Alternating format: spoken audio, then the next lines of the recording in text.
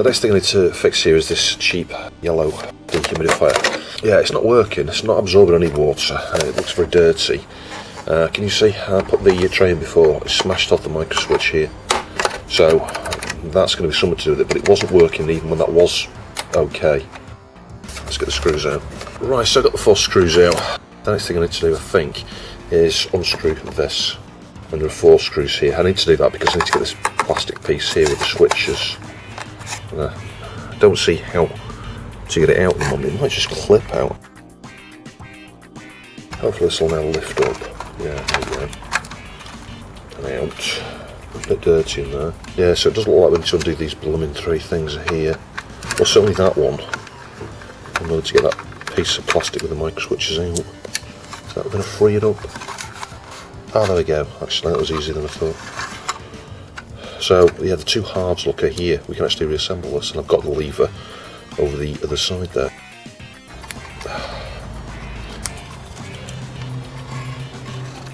It's not going to be too bad, this, unless there's any bits missing out of there. Well, you can see that contact's just come out. Right, let me go find the lever. Yeah, so all those parts are in. Push the switch. Yeah, it's not going down, is it? Yeah, this one goes at the top, doesn't it? This is the top contact there. So what we probably need to do is pull this down, I think. Yeah, like that. Put this back on there. Easier said than done. That's it, so you can see it's at the top, and then hopefully press the switch. Yeah, it goes down, see that? So that was simple. This is obviously just going to clip on there. I could add some glue to secure that.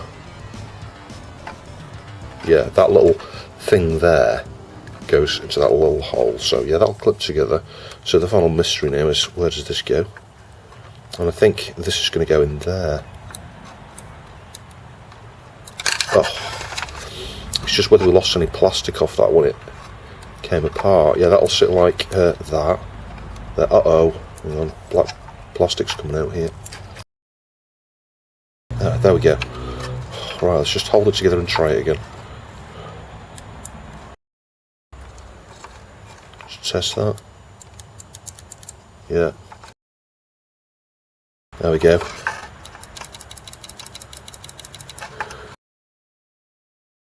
Yeah, I think I'm just going to stick some tape around it and then just pierce the holes.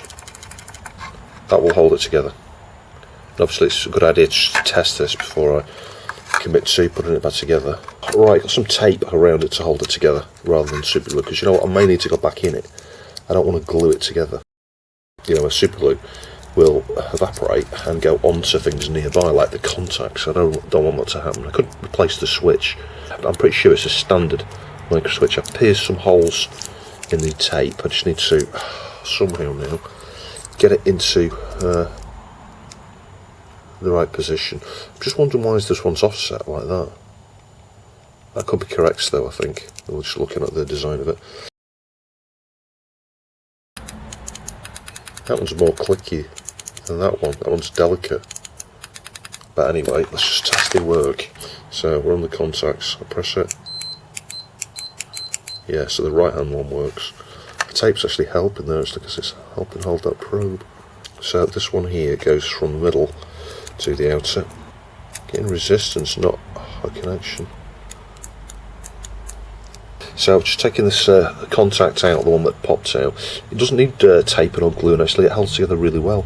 Just using the fiberglass pen on there, just gently. They're gold contacts these, so, but it looks already worn off anyway. So nothing lost there. So clean that. I'll reassemble it, just try it again. What we may need to do is pull that lever out, clean the top side of it. No, look, they're not joined, even though you can see it touching. How is that not working? You can see the contact there going up. Oh, but it's not joining the middle one, is it? It joins the outer one. Oh, so it is working. Yeah. Ignore me, I'm a muppet. Right, all back together. I'm going to go try it now. So, what's wrong with this? Well, I don't know, I've had this with every dehumidifier I've got. I've got another one which I might show in this video as well. It might be another video. What's going on with these screws? It's like that just doesn't want to go around. It's like, yeah, this is really mysterious. It's like we've got a couple of screws in there that are just not doing anything. They're just not moving at all. Let's try this. Is this going to go in?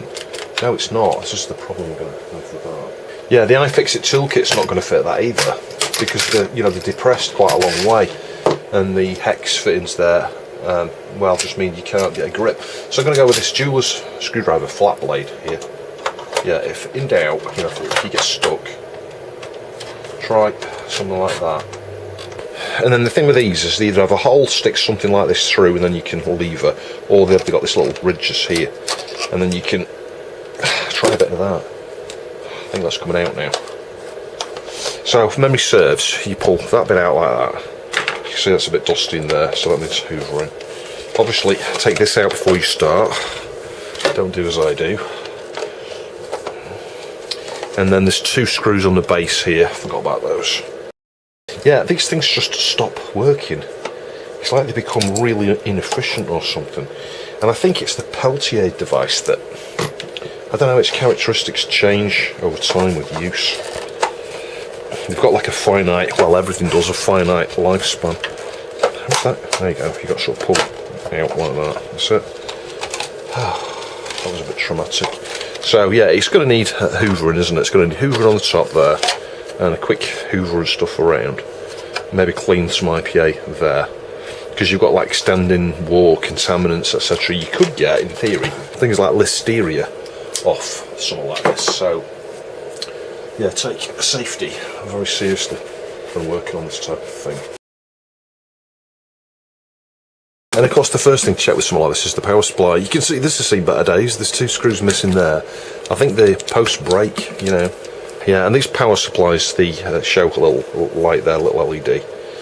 And from memory, the caps go in these. This has been recapped a number of times, and it should be something like 12 volts. So let's just get the meter in there. And checking the voltage there, 12 volts, fairly stable. It does have that fell off, so I'll glue that back on. 12 volts, 3 amps there. And sometimes you can have 12 volts there, but then it drops when it's connected up. So I think what I'll do here is try and connect it up like that. Now before I switch it on, I'm just going to go and get the hoover, actually, just hoover that. So yeah, there's a few things to think about with this. It's one of these where, can you see here, there's 2 micro switches. Look, you see it come on there. And I can hear the fan when I do that. So, I don't know, for all intents and purposes, I'm thinking, that should be working, really. So what happens is, yeah, that gets cold. I can feel that it's cold now. This part gets cold, the heat goes onto the other side and is extracted by the fan, which comes up here, yeah, through a filter. Yeah, I think the air kind of just gets sucked, like, along this way, and because this is cold, it condensates on here and drips off and goes into the tray.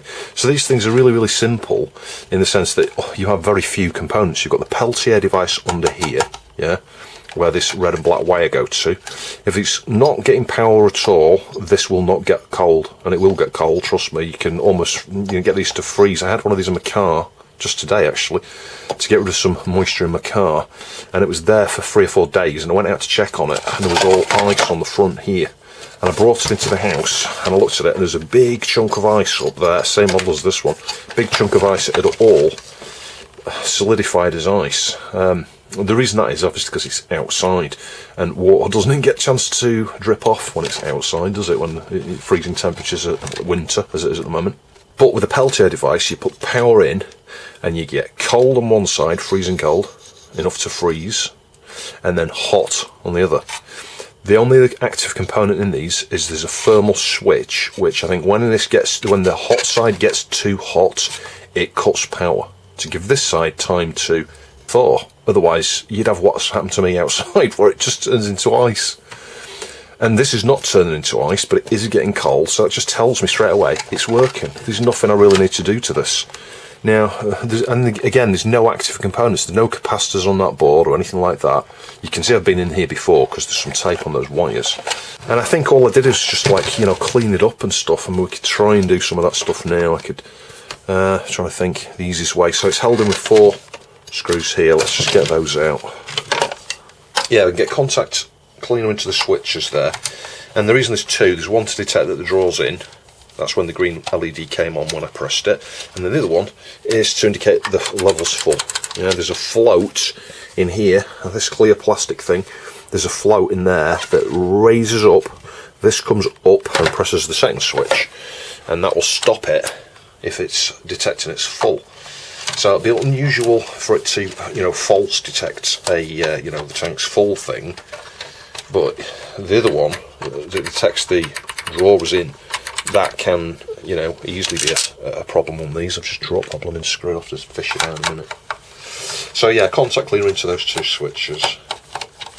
You could replace the fan. I'm sure this is nothing special about this fan. It's probably a standard, like, 80mm 12V brushless fan. It's going to be, you know, a DC brushless fan. It's going to be like a PC one, you know, the sort of thing you'd expect in new and old computers. Yeah, it is, look. That's all it is.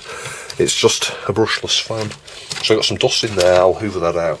In fact, let's hoover that next, because we can test it in an exposed state like that and just see how that fan sounds. Is it pressing on something? Is it not straight? Or is it actually just the bearing?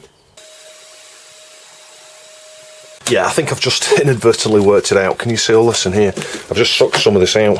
There's an absolute ton of thick dust and fluff, and it's blocking every one of those air vents, which means you're going to get no air circulation, therefore no dehumidifying. That's what it is, absolutely. Yeah, that's particularly interesting to me because I am sure that's what it is. And yeah, I never actually thought to look at those. They were absolutely blocked solid. Now the thing is, this particular dehumidifier, it sits in the back, one of the back bedrooms where we dry washing, actually.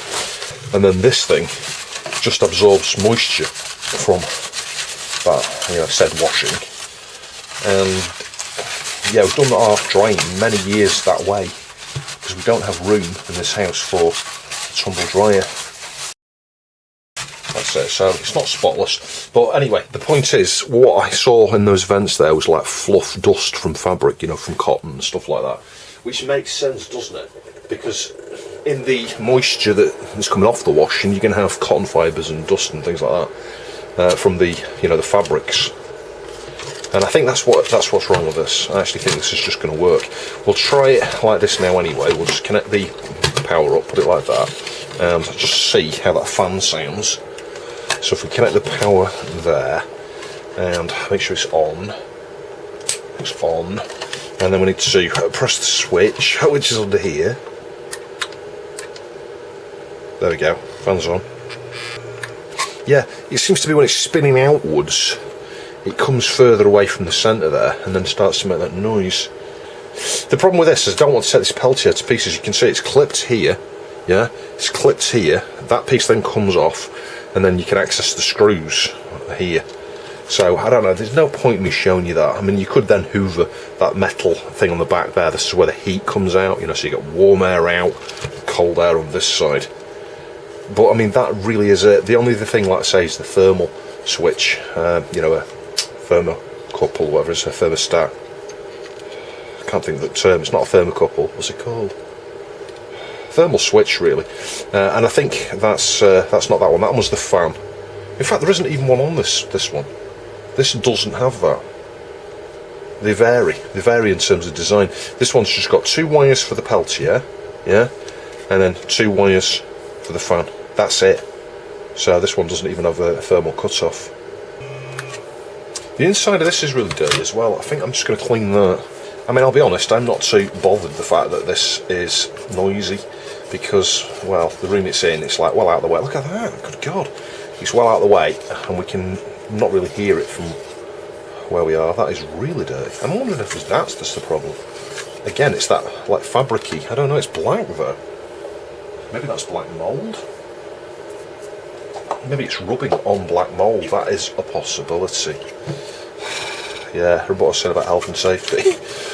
Dehumidifiers, you get moulds, funguses, all sorts. Oh my god, that's horrendous. Do you know, it puts me off using a dehumidifier, seeing how bad this is. I'm thinking, what are the chances of this going back into the atmosphere when you switch it on?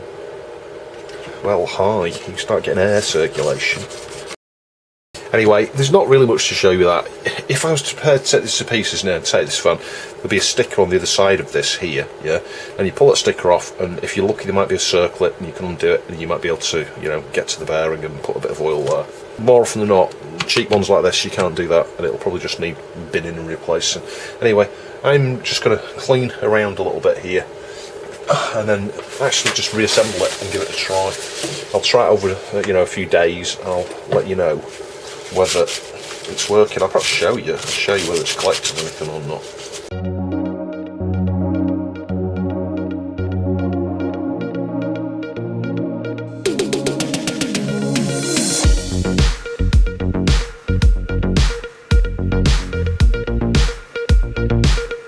Yeah, and here we are in the car, because I'm trying to get moisture on the car. Can you see that? Loads of water in there. Let's put that one down. And here's another one of the same brand. Look at that, that's been in there longer. It's absorbed loads of moisture from my car. Yeah, next on the bench is this behemoth. It's huge. Well, it's not as big as some dehumidifiers, but yeah, this was the first one I got. And this worked for a number of years. You can see it's a bit of a fix there. I think it had a different power supply fitted at some point. Yeah, it worked for years, and then it, mysteriously, just like the other one, stopped working. So, I don't know. Anyway, I'm going to start by hoovering and cleaning this. I'll skirt over that bit because there's nothing to it really. Let's just get the vacuum on it, get some cleaner, and just clean all the plastic and all the surrounds and stuff. Check the power supply again, just in case it's the power supply that's the issue. What I'm not sure about with these is, does something happen to the Peltier? Because every one of the, well, the one I showed earlier, it's working. I'll show you that. It is working, but it's accumulating ice. That's all it's doing, is gathering ice. So, provided you chip off and defor the ice at various points, it works as a dehumidifier.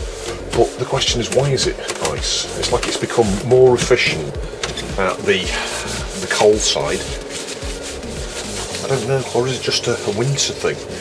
Is it the case of I'm mistaken, thinking these are faulty in the arm, and it's just because now we're in winter, we've got really cold ambient air, and that just makes these things inefficient and freezes the water instead of it being able to drip into the thing below? I don't know.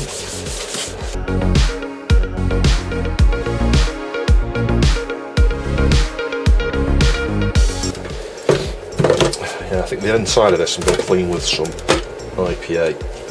Just because of what I pointed out in that previous one we looked at, that, well, you can get listeria, and I think it's listeria. I forget, there's yeah, a name for it. Air conditioning systems can suffer from that, so even me just coming in here without a mask on now is a bit risky. Look at that, it's like black, it's probably black mould. It's probably what it is. I think because that's so dirty, I'm going to get a wee bit of IPA into that. And you know what, I can leave that in there, it'll kind of vaporise and clean that area. So there's a tip for you, cleaning one of these, just put a tiny little bit of IPA in it where you emptied it, and just leave it in there. So let's get that lid back on. So I'm now going to just check the power supply, and we'll just see what the state of play with it is. Now the power supply lead, as you can see, has seen better days, and it's doing that elasticizer thing, you know, where they go, the lead goes all stiff and horrible. It's incredible how bad that is, so I think I'm going to have to clean that up. You can see how stiff it is. It's lost all its flexibility, I think, this. Oh.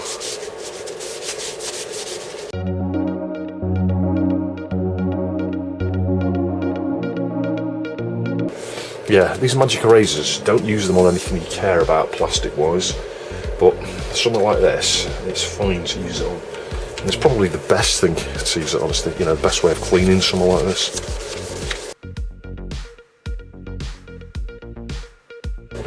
It really is incredible how dirty that's got.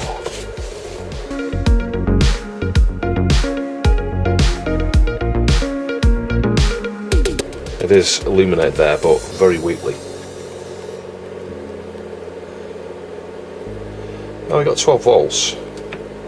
So it is working, just that LED's not very bright, is it? Same problem as that other one in terms of the fan. It's really, really noisy. You can feel air coming out the back. It's probably pulling air in from those vents there, which look pretty free. I don't know, maybe this just needs testing again for a while. I will report back. Right, so I suspected this one is definitely not working. It did take me, well, I cleaned up and tested it to prove that, because it has been sat around for, I don't know, 2 or 3 years this way for me to look at it again.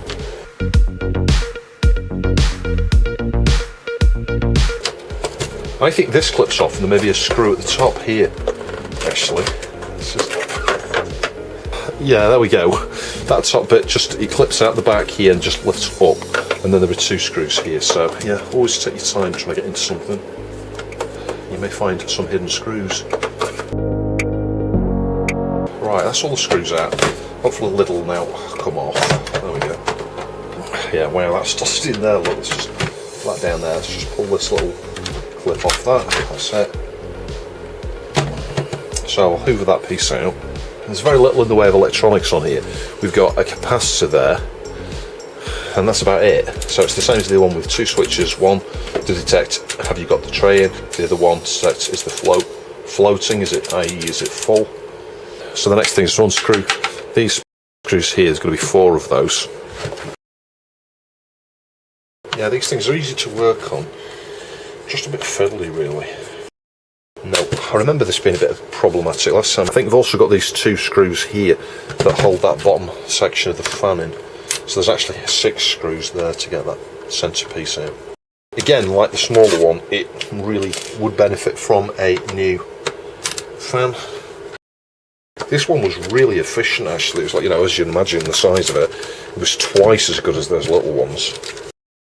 I think what we might need to do is pull these plastic pieces up like that. So that's that one. Yeah, look, there's another screw, secret screws, and it'll be the same on this side here. If we pull that thing up,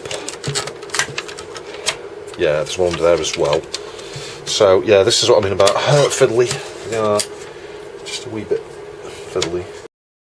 And I'm suspecting maybe the Peltier is the issue with this. Alright, let's pull that out. So, oh God, a bit restricted by wires and things here. Because you've got the wires for the switches down there, look, and then you've got the wires for that there. So yeah, this is exactly how I remember when I went there last time. It was becoming annoying. There's the thermal switch there. Now I may have replaced that previously, I honestly can't remember, and there's a chance I replaced it with the wrong part, like I replaced it with a normally open one instead of a normally closed one or something. Let's just measure across that. So it's closed at the moment. So that's not likely to be the issue, because it's going to be that feeds the power through to this. Just felt it was worth revisiting these thermal switches here. They usually are marked a certain temperature range, and like I said, they'll be normally open or normally closed. So this one here is 75 degrees C. This may have been a replacement that I ordered for that. And if I put it on continuity test here so that it beeps when you put the probes together, that's how we tested the one that's in that thing, and you can see it's closed, normally closed. Yeah, so if you were to heat this up with hot air or put it in some boiling water and then measure it, it'll be open circuit. But then when it cools down below the 75 degrees in this case, the contacts will close again. It's bimetallic strip. It's, you know, dissimilar types of metal inside. I think one of them concaves and goes back into shape, etc., when the temperature is correct. Anyway, so that's how those work. I think what I need to do is take this Peltier off here, and to do that we've got 2 screws there. There we go, some thermal compound under that, and then I think what I'd like to do now is just connect it all up and test it here just to feel is this side getting hot, because it should get hot. Right, so I had to pull the LED assembly out of the front lid and clip that on, just so I can actually see what's going on. And it wouldn't start without it, but I don't think that is a thing. I think I just didn't have the lead in properly. And if I now press the switches down here, hang on, you can see the lights come from there. Hang on, there we go. And what I'm feeling for you is this getting warm. And it isn't, it's like ice cold. Hang on a minute, that is the side that's supposed to get ice cold, so that's correct. It's the other side that's supposed to get hot. God, this is going to be a pain. Yeah, I'm thinking actually we could just lift this up. So let's just try and get under there. Yeah, without doing that, just chipped a piece of it off. It's just floating there, isn't it? It's, you know, stuck onto the thermal compound, I think. These Peltier devices, when you put a voltage across them, one side gets super hot and the other side gets super cold. It's not screwed on, it's just sat there between these plastic mounts here, and then the pressure of the heatsink here is what holds it in place. I think I've got one or two of these spare maybe. So if it's broken or we damage it further, trying to get it off, I'm just cleaning up around there. And we'll see if we can get some IPA down there maybe, I don't know. Oh, there we go. So just a wee little bit of heat there. You can see that that sort of snaps itself off. It's gone all crusty, that looks. So again, I think we'll clean that up. Now, Vince looked at one of these recently, and I think it was the smaller one actually, the same as the first one you saw in this video. And I think he found a damaged connection on the inside of the Peltier, you know, coming in from the edges here where you've got some, I don't know, underfill, you know, sealant or something on the edges. He actually found one of the wires detached. So you never know, we might have the same issue and might be able to take what he learned from that one and apply it here. Now, these all look the same or very similar in terms of the dimensions, but they're rated differently. Right, so what I want to do here now is press the switch to power it on again and just feel here. Yeah. You won't want to test it for a long period of time.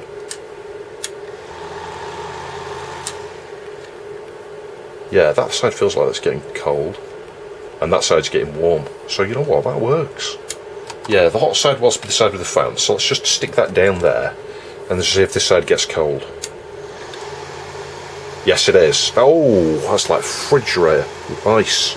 That's really cold. You could put water on there and it maybe start to freeze. So that is working. Yeah, and I can feel it's warm there. So, and it was the right way up, it's passing the heat into the heatsink, you know, which warms the air effectively. So you get warm air circulating, and it should settle on here and start to drip off or freeze. I don't know, I'm at loss because it's like, it looks like it should work, doesn't it? It looks like it should work, and yet somehow it doesn't. But clean up this, mount that again then, clean up the heatsink, get the heatsink on, and then test it like this, yeah? And keep an eye on the temperature, but also monitor this switch, keep checking this switch, and let's just see, maybe after a minute or two it stops working. It could be one of those things where it seems to work, but after a few minutes that switch cuts in and then it never switches back off or something like that, you know, it never closes again to enable the Peltier here. Maybe this is sticking. So I'll report back in a minute. So I cleaned up the blades on that cooling sink there, and then I partially reassembled it and tested it. Measured the temperature whilst checking the switch, and it seemed fine. I couldn't find an issue with it. Hold on a minute, I've spotted something. This looks really dirty here, so I started cleaning up. Yeah, solder points look awful, so we'll reflow one or two of those. Maybe some moisture's got in there. But look here, can you see? There's a resistor sort of floating. It's like its leg's broken, and I think it's broke off from here, from that solder point. So yeah, that's an issue. But I think this is just a power LED, so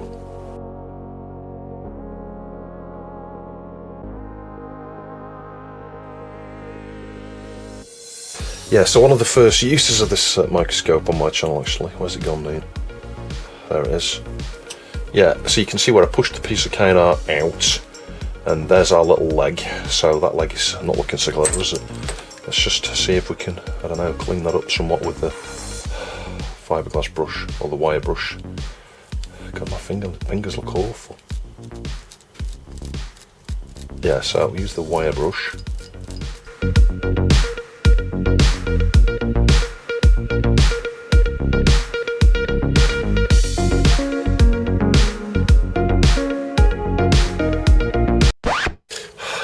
Yeah, I had a bit of an emergency here. I dropped a load of vinegar on there, straight in, and I panicked, so I've turned it upside down and then I've just dried it off. No one's got in. It's completely bone dry in there. Absolutely, completely bone dry.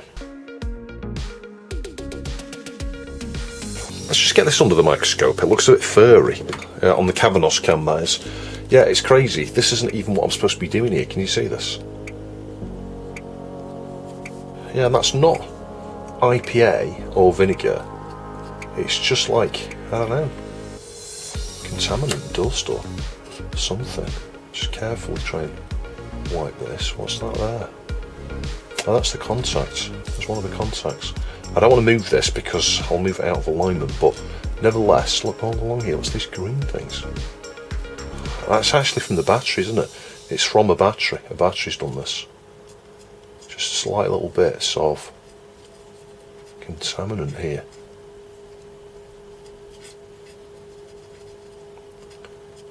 Wow. Do you know, I would have never known it was like that without this microscope.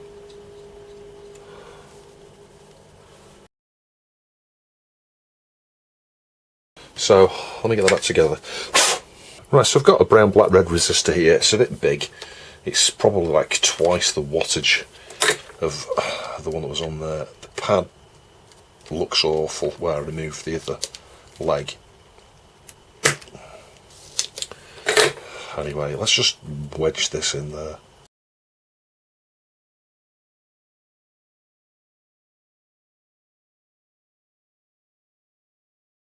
So if I hold the switch here now, you'll see 2 power lights, and the other switch is the full indicator. So there we go.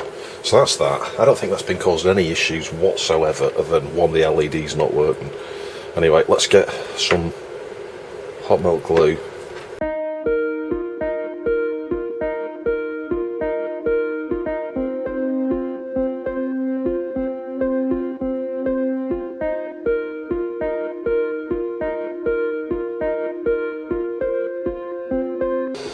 Yeah, so I'm not sure how well that's going to focus, but I've covered everything there with glue. Yeah, and the solder points are okay. So I can get that back in here. I'm just going to test it one more time just to make sure I haven't broke it by heating it there.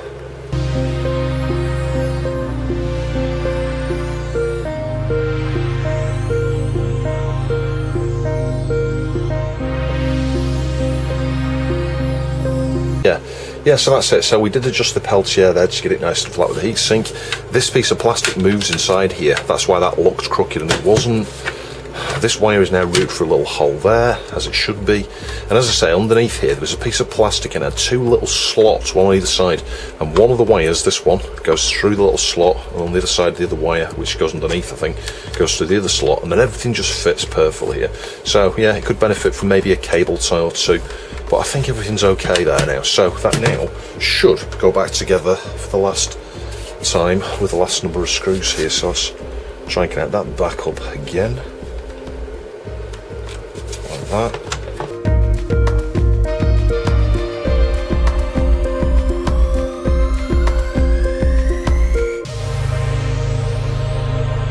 Right, so here we are back on the bench. It's a bit of a mystery this because, well, I felt the Peltier and stuff earlier and it seemed to be working, didn't it, when it was in pieces. Right, so I've got 2 of these here and I don't know whether these were new replacements, whether they... one of them is the original one, I don't know. Right, there we go. They're looking a lot cleaner now. So, handily, these have colours on the wires. So I'm going to connect up the bench power supply. We're on the positive and negatives there for the 25 volt rail. Put it on the 25 volt rail. Set, hang on, display. So we're going to go 12 volts and current 1 amp. Yeah, let's just go with that because, well, I can switch it off and on really quick. I'm just going to hold this on here and switch it on. 0.9 of an amp. This side's freezing, that side's warm. That works. Switch it off. Yeah, that is really icy. That side, oh, it's warm. It's amazing how these things work. So that works, there's nothing wrong with that. So we'll do the same thing again, just watching it here. Switch it on. It's drawing nothing, look. That's interesting. So this one seems to be faulty, unless it was a bad connection. I don't know, let's just try that again. I don't know, it drew some current to start with when I switched it on. I saw something there and then none. Oh, hang on, this wire here. Is this the problem Vince had with one of his? I think it is. Yeah, I think on Vince's, somewhere in here where the wire gets soldered on, it was a bad connection, because now that's working. Switch it off, hang on. It's gone off on its own. Yeah, it's warm on that side now, cold on this side. So this one here, that needs chipping out there, and at some point here where this ground joins, there is a problem with this one. Switch it on. Yeah, I'm not sure, can you see the display there? Just watch, just move this ground wire. Actually pressing here like that. It's now drawing an amp. So the connection seems to be up here, in this corner. When it's clamped, I switch it off, when it's clamped between a heatsink, and that side is cold, that side is hot. Yeah, when it's clamped between a heatsink, that would still work, so this is probably why I've kept that one, but I'm not sure whether that was the original one. Let's just have a look at that. You can see the print's slightly different on those. But the part numbers are the same here, so this is the one that's got this wire problem. I'm just going to stick a mark on that actually. I'll stick an arrow.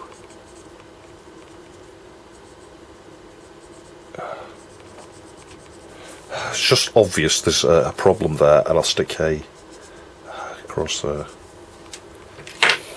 So this one we do know works, so maybe I should swap this out, I don't know.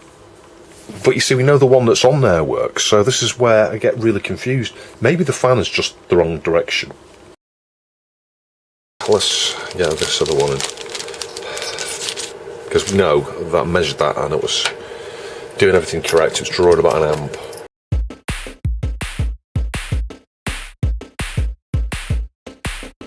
The solder, just remove the ground.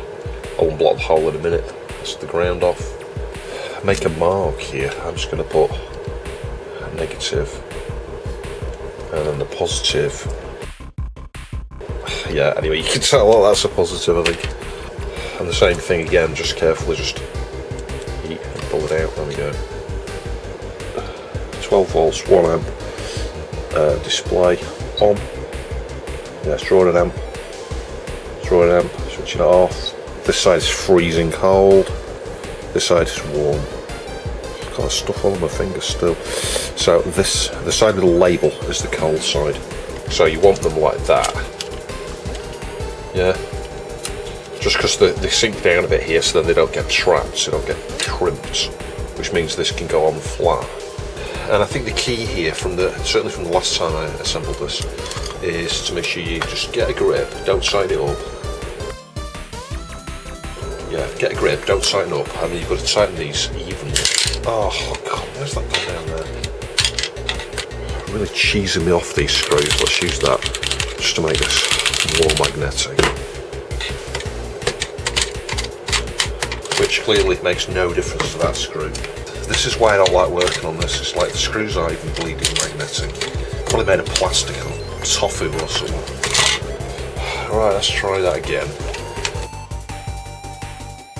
I think that's it. Just inspect it if you can. And like I see it pulling this side nearer, so I'm going to undo this side. I don't think that heat sink's level. That'll do. It is quite frankly the most ridiculous design ever.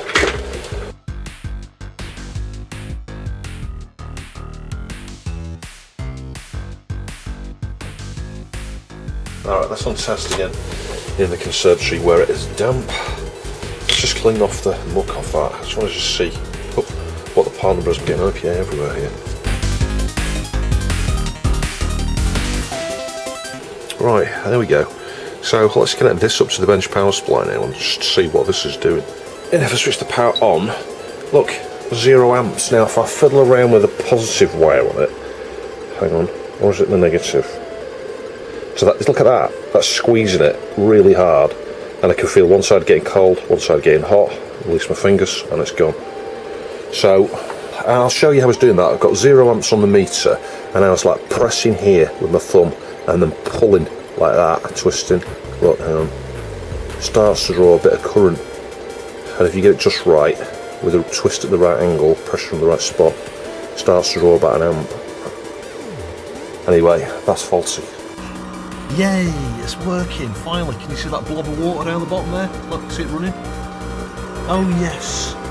This thing's been out of operation for about 4 years roughly. I did, like I say, spend hours and hours and hours messing around with it previously. Little did I know that those Peltiers I got from eBay at the time, one of them had a fault, and it was intermittent. We only discovered that using the bench power supply from Ian Scott Johnson, so a massive thanks to Ian Scott Johnson. So I'm going to order some more of those Peltiers just so I've got some spares.